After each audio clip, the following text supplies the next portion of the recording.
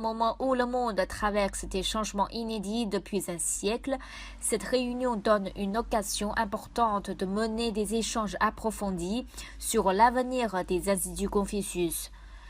Les sinologues, les inspecteurs pédagogiques, les directeurs des instituts Confucius en France, en Belgique, en Suisse et au Luxembourg se réunissent à Pau, dans le sud-ouest de la France, pour optimiser la diffusion de la langue et de la culture chinoise.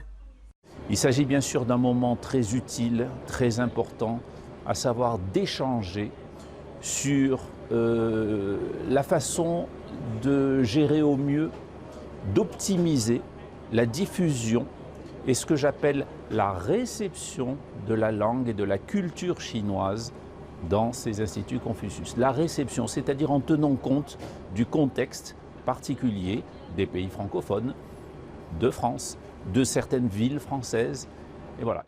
Selon Yu Jingsong, ministre près l'ambassade de Chine en France, l'Institut Confucius, vitrine et passerelle pour les échanges linguistiques et culturels entre la Chine et les pays étrangers, fait face à la fois d'importantes opportunités et à de nombreux défis. Je pense que la réunion d'aujourd'hui est très importante pour le renforcement des liens entre les instituts Confucius de divers pays, en particulier pour l'étude et la discussion des problèmes communs rencontrés par les instituts Confucius et pour la recherche d'un développement commun. La création des instituts Confucius répond à une demande forte d'apprentissage de la langue chinoise et d'intérêt croissant pour la culture chinoise. Ils constituent des plateformes d'échange visant à favoriser le développement de relations avec la Chine dans le domaine culturel, institutionnel, éducatif ou économique.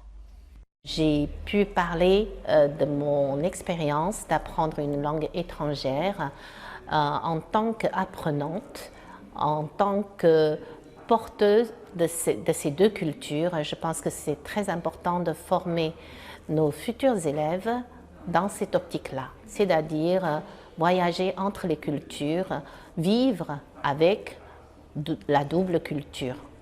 Aujourd'hui, 110 000 jeunes apprennent le chinois en France grâce à une variété d'activités pédagogiques et culturelles. Les instituts Confucius en France, en Belgique, en Suisse et au Luxembourg jouent un rôle de pont entre les peuples et de vitrine sur la Chine.